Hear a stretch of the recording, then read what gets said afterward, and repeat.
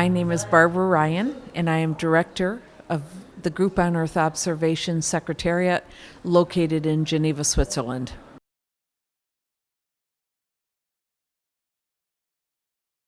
The takeaways from the Eye on Earth Summit this week, fall into a couple different categories. If we go back in time to 2011 when the first summit was held, then there were two partners. It was Abu Dhabi, government of Abu Dhabi, and UNEP.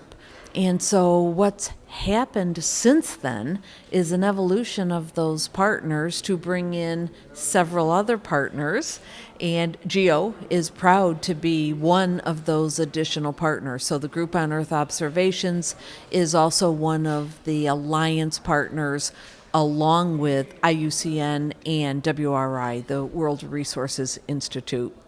So takeaways this week not only are bringing a little more stability to the framework, to the partners that are coming to the table, but I think for me, one of the absolute great parts about a summit like this is one, the excitement, and just to be able to see the entire ecosystem. That is, you've got public entities here, you've got foundations here, you've got private sector entities, not only big companies, but small and medium-sized enterprises. You've got universities here. And so I think it's really important to remember that if we're really going to ensure that Earth observations inform our decisions, that's GEO's vision, then you've got to bring all these partners together.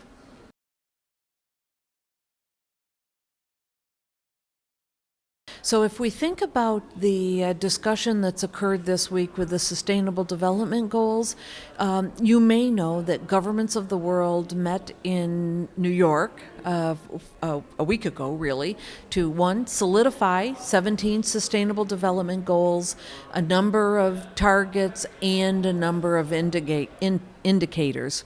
So again, from a GEO perspective, we want to make sure that Earth observations and geospatial information inform the measuring, monitoring, reporting of those sustainable development goals. So that's a really big part for GEO and GEO's interest in the sustainable development goals. I think this event, the Eye on Earth Summit, is one of the major international conferences that has occurred since the meeting in New York. It's been, we have had a really good opportunity to start talking about progress and contributions that our entire community can make to the Sustainable Development Goal process. And so that's been, quite honestly, that's been another deliverable from this week's deliberations.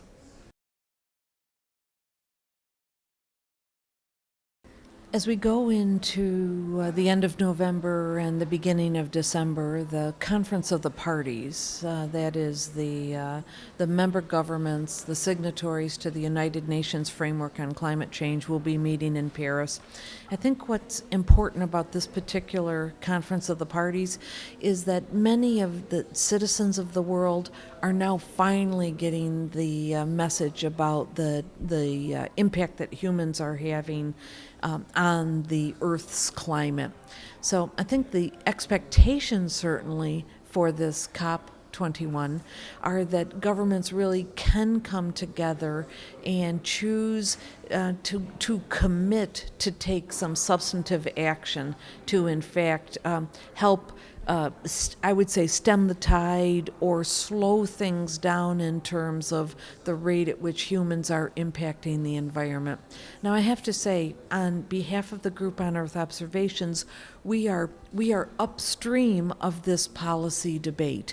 So while we don't have a voice or a specific role to play at COP, we want to make sure that all the member states of the United Nations know that Earth observations and geospatial information can help those decisions. And we must leverage that investment regardless of the decisions that come out of COP in December. We've got to do a better job of bringing Earth observations into policy. And COP gives us our first opportunity to actually step up and do something about that.